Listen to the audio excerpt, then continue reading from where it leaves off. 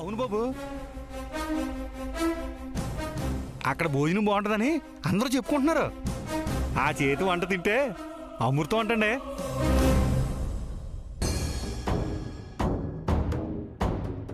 ఎలా వండుతున్నారు కానీ బాగా రుచిగా ఉంటున్నాయంటండి. అలాగా?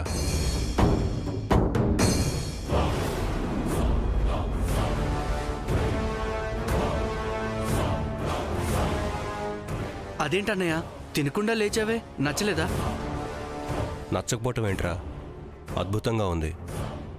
శ్రవణ్, ఇంతకీ కొత్తగా పెట్టిన ఆ హోటల్ పేరేంటి? అది పేరు పేరు సడన్ గా మర్చిపోయినానయ్యా. నన్ను చెప్పరా. అదే నాకు కూడా అది సరిగ్గా గుర్తు రావడం లేదు. మారుతి, నీకేమైనా గుర్తుందా? నాకు కూడా గుర్తులేదు బాబు గారు. ఆహా,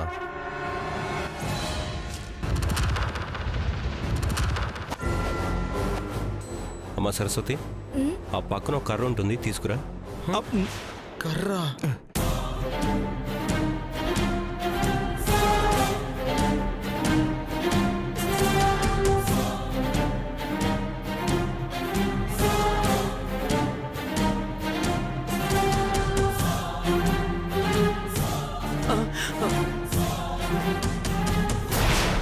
ఇప్పుడు గుర్తొస్తుందిరా.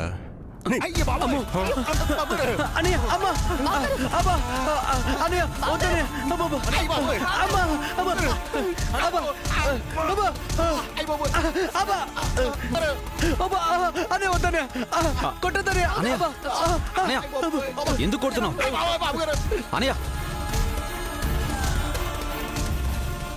ఎందుకు కొడుతున్నాను? వాళ్ళు ఎందుకు దెబ్బలు తింటారో వాళ్ళని అడుగురా, అడుగు.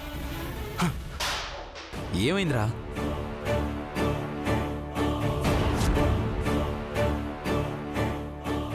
నిజంగా నాకు గుర్తు రావట్లేదు అన్నయ్య. నోర్బోయ్, దెబ్బలు తింటా నాటకాలు ఆడతావేంట్రా? ఇది సీత వంట కాదా? ఇది సీత వంట కాదా?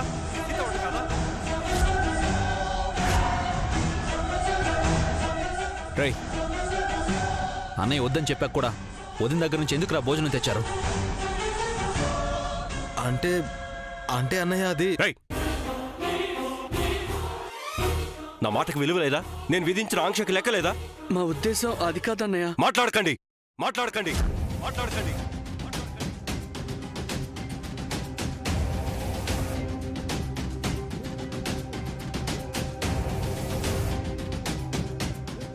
నేను ఒప్పుకునేంత వరకు తనతో మాట్లాడొద్దని, తన్ని కలవద్దని, ఎటువంటి బంధాన్ని పెట్టుకోవద్దని నేను చెప్పినా కూడా ఆమె వంట తెస్తే నేను ఎలా తింటాను అనుకున్నారా?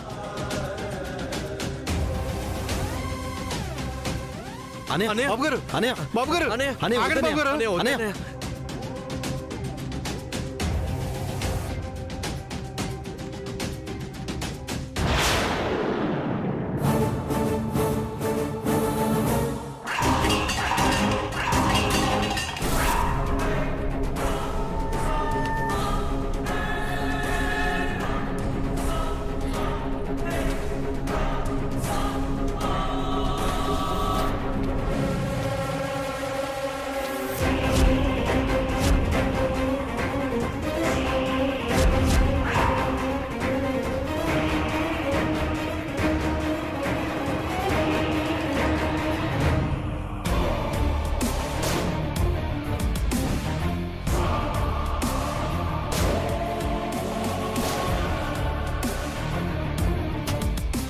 తప్పు చేసిన వాళ్ళు మా ఇంటికి భోజనం లాంటివి పంపించకుండా ఉంటే బాగుంటుంది.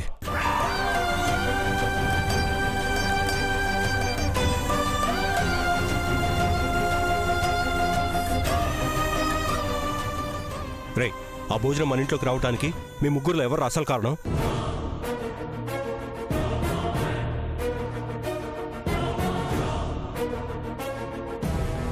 నేనే అన్నయ్య.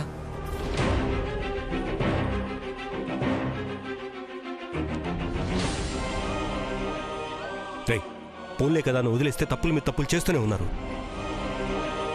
ఒకసారి శిక్ష వేస్తే ఇంకొకరు అలాంటి తప్పు చేయకుండా భయపడతారు. రే నాని, ఈ రోజంతా నువ్వు ఇంట్లోకి రాకూడదు, గుమ్మం బయటే ఉండాలి.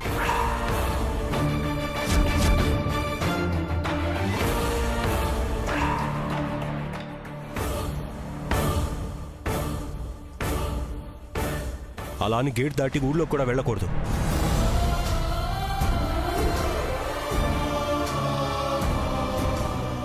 పద శంకర్. బావగారు, వేరే భోజనం వడ్డిస్తాను, మీరు తిందురు గాని. కడుపు నిండాక ఇంకేం భోజనం? రా శంకర్. అన్నయ్య అన్నయ్య రేయ్, నీకు అసలు బుద్ధుందా? కొన్ని రోజులుగా అన్నయ్యకి కడుపు నిండా తిండి లేదు, కంటి నిండా నిద్ర లేదు. ఆకలేస్తుందిరా అన్నాడు. నీ పనికి మాలిన పని వల్ల ఆయన ఆకలిని చంపేశావు కదరా. అన్నయ్య, నేను చెప్పేది వినన్నయ్య. అన్నయ్య,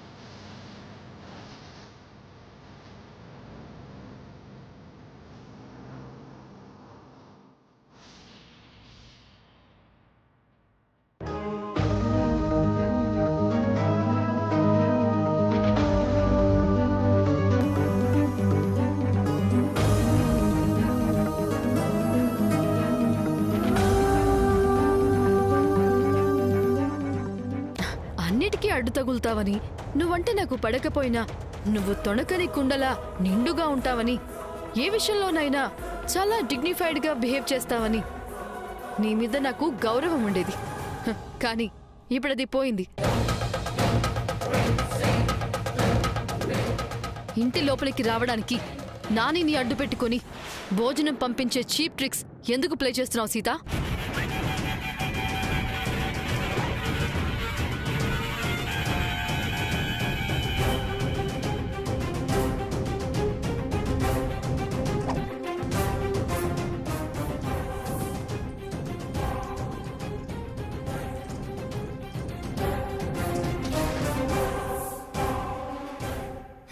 సీత, ఒక విషయం గుర్తుంచుకో.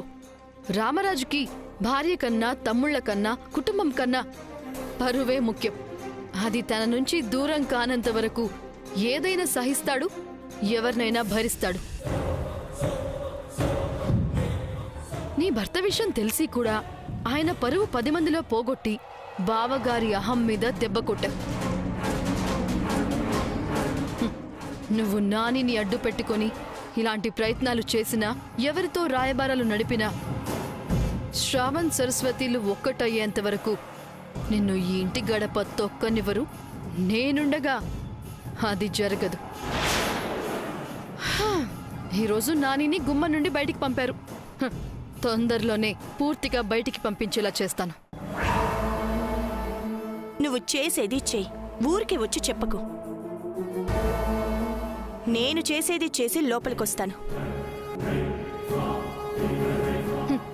ఇంత జరిగినా కూడా నీకు పొగరు మాత్రం తగ్గలేదు. ఇది పొగరు కాదు, నమ్మకం. నీ నమ్మకం అలాగే ఉంది. కానీ నీ భర్త రామరాజుకి నీ మీదున్న నమ్మకం క్రమంగా తగ్గుతూ ఉంది. అది తెలుసుకుంటే మంచిది. నువ్వు లోపలికి రావడం అసంభవం కాబట్టి నీకు ఏర్పాటు చేసిన నీడలో ఇక్కడే పడుంటే కనీసం దూరం నుంచైనా నీ భర్తని చూసుకునే అవకాశం ఉంటుంది. లేదని పిచ్చి ప్రయత్నాలు చేస్తే ఆ అదృష్టం కూడా కోల్పోతావు.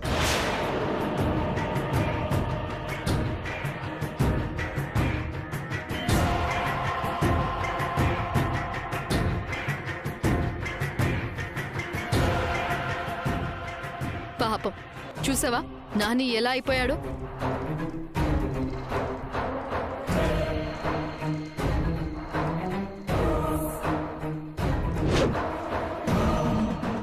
నాని బయటికి రావడానికి కారణం నువ్వే. పాపం, రాత్రంతా అతను చలిలో ఉండాలి.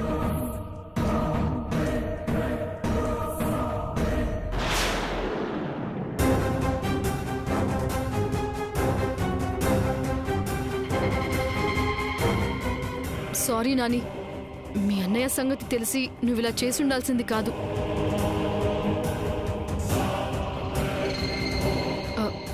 నాతో పాటు పాపం అక్క కూడా ఎంత ఫీల్ అవుతోందో చూడు.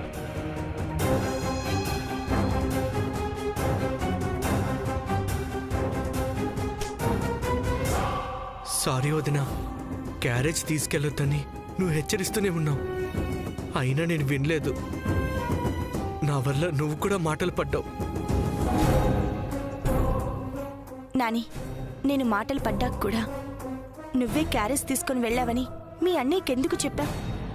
ఇప్పుడు చూడు, నువ్వు బయట ఉండాల్సి వచ్చింది. అలాంటవేంటోదినా, నన్ను ఒక్కరోజే గుమ్మం బయట ఉండమన్నారు. కానీ నా వల్ల శ్రవణ్ అనే వల్లే కదా ఈరోజు నువ్వు అన్నయ్యకి దూరంగా ఉండాల్సి వచ్చింది. అది తలుచుకున్నప్పుడల్లా మా గుండె బద్దలైనంత బాధ అనిపిస్తుంది వదినా.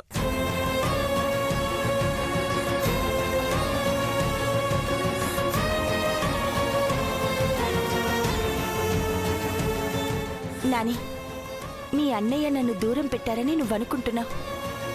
కానీ ఇందాక మీ అన్నయ్య ప్రవర్తన చూశాక నేను చాలా గర్వంగా ఫీల్ అయ్యాను.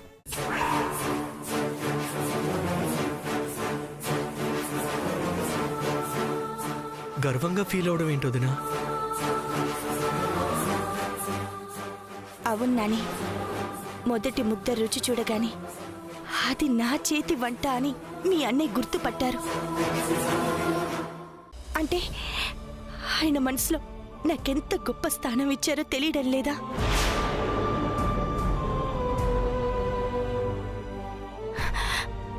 పైకి గంభీరంగా కనిపిస్తున్నా నేనంటే నా భర్తకి ఎంత ఇష్టమో అర్థం కావడం లేదా?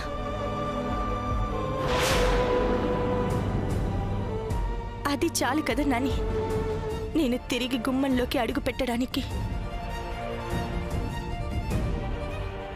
దాక్షాయిని, నువ్వు నా మీద అభిమానంతో ఓదార్చడానికొచ్చావు. కానీ నువ్వు నాతో మాట్లాడావని తెలిస్తే నువ్వు కూడా నాతో పాటు ఈ కుటీరంలో ఉండాల్సి వస్తుంది. చిన్నదినా, మేమెలాగో రోజంతా బయట ఉండక తప్పదు. నువ్వు లోపలికి వెళ్ళు.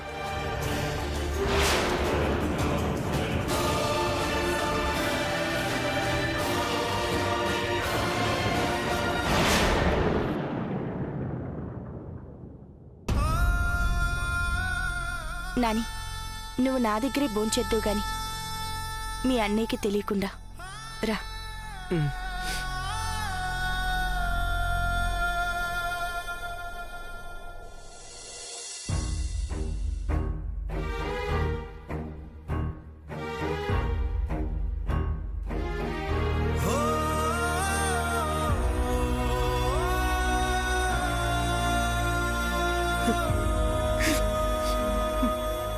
నాని, కన్నీళ్లు చాలా విలువైనవి. మనిషి యొక్క మనసు విలువ తెలిపేది ఆ కన్నీళ్లే. బాధ కలిగితే ఓదార్చటానికి ముందుగా పరిగెత్తుకుంటూ వచ్చే నేస్తం ఆ కన్నీళ్లే. సంతోషం కలిగితే మొదటిగా భుజం తట్టేవి ఆ కన్నీళ్లే. ఇలాంటి చిన్న చిన్న విషయాలకి వాటిని వృధా చేసుకోకు.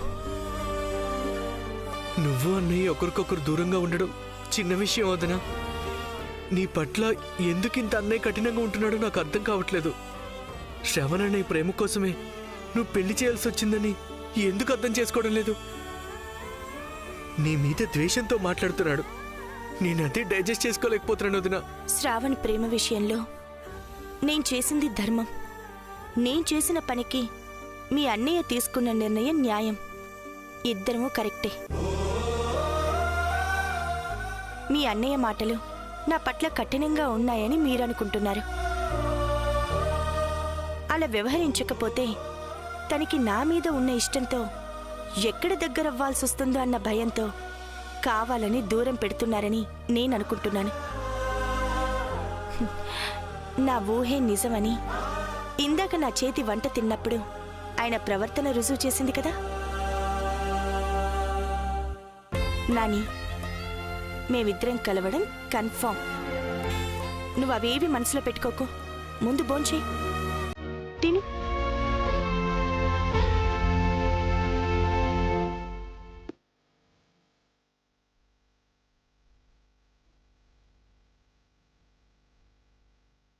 అమ్మగారు, నాకు కొట్టించండి. కూర్చో మారుతి.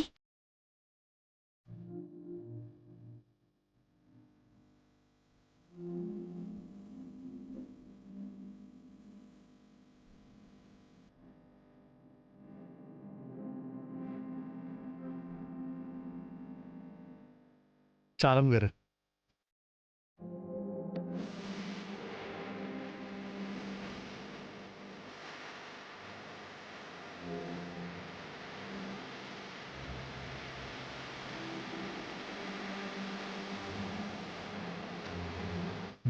వదిన నాకు కూడా అన్నం పెట్టు.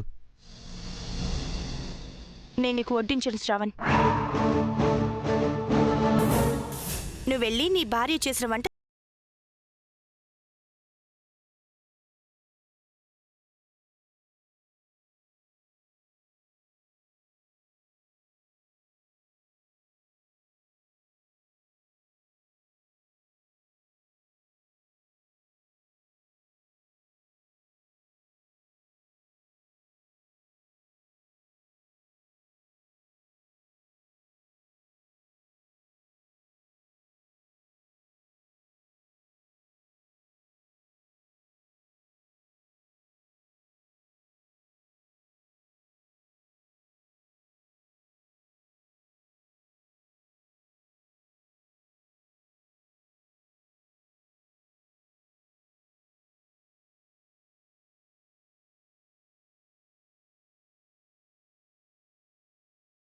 ఈ ఒక్కసారికి పెట్టు. శ్రావణ్ నీకు పెళ్ళయింది, అక్కడే తినాలి. వీళ్ళకంటే పెళ్లి కాలేదు కాబట్టి నా దగ్గర తింటారు. నీకిక్కడ భోజనానికి ఎంట్రీ లేదు. వెళ్ళు. సరే వదిన, నువ్వు చెప్పాక కాదనేదేముంది, అక్కడే తింటాను.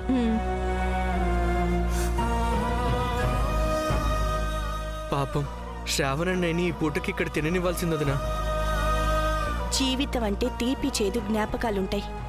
కాపురంలో మంచి చెడు రెండూ ఉంటాయి. సంసారం ముందుకి నడవాలంటే ముందుగా కావాల్సింది ఒకరి మీద మరొకరికి నమ్మకం. ఆ నమ్మకం శ్రావణ్ మీద సరస్వతికి కలగాలి అంటే తను వండిన వంట చేదుగా ఉన్న దిగమింగాలి. భార్య ఎంత చెడుగా అనుకున్నా సహనంతో మంచి ప్రవర్తనతో తన దారిలోకి తెచ్చుకోవాలి. అప్పుడేగా వాళ్ళిద్దరూ దగ్గరయ్యేది. ఆ విషయం ప్రాక్టికల్గా అర్థం కావాలని శ్రావణ్కి నేను భోజనం పెట్టలేదు.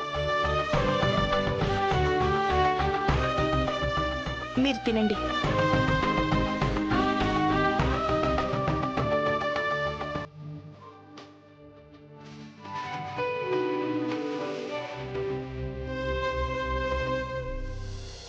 సరస్వతి, సరస్వతి,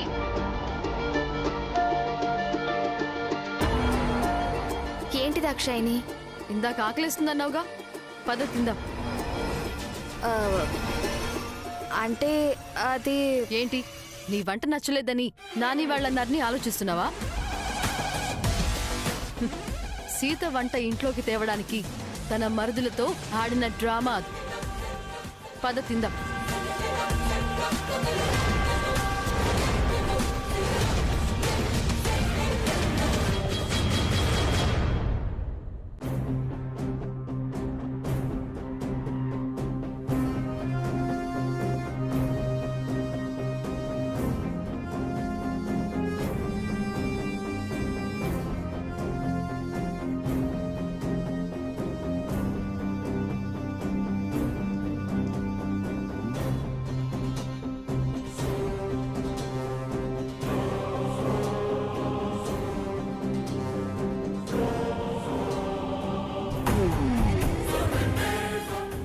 సరస్వతి, తిను, ఏం కాదు. పర్లేదు. కూర్చో, కూర్చో, కూర్చో.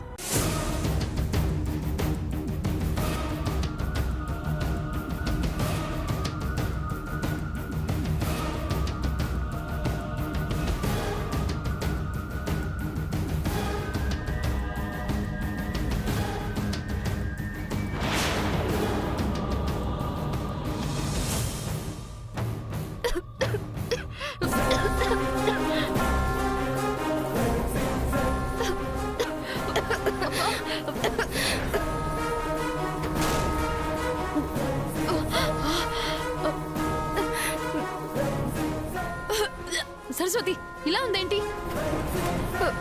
ఏమో దాక్షాయిని, నాకొచ్చినట్టు వండాను, కానీ మరి ఇంత దారుణంగా ఉంటుందనుకోలేదు. దారుణమా? వంటల్లో నీ చేతి వాటం పోలీస్ డిపార్ట్మెంట్ వాళ్ళకి తెలిస్తే నేరస్తులతో నిజం చెప్పించడానికి 3rd డిగ్రీ బదులు నువ్వు వండిన భోజనం వడ్డిస్తారు. అంత దారుణంగా ఉంది. చిచి.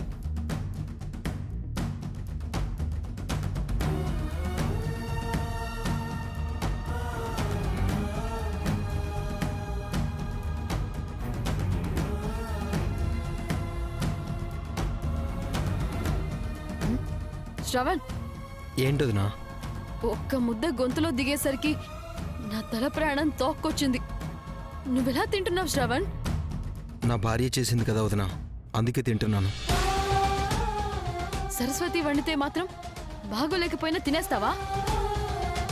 భార్య చేతి వంటైనా సరే, తన చేత్తో ఏమిచ్చినా సరే, ఎంత చేదుగా ఉన్నా సరే, ఆ ఇబ్బందిని దిగమింగుకొని చేసింది తినాల్సిందే అని, అది భర్తగా నా ధర్మమని పెద్దది నాకు చెప్పింది.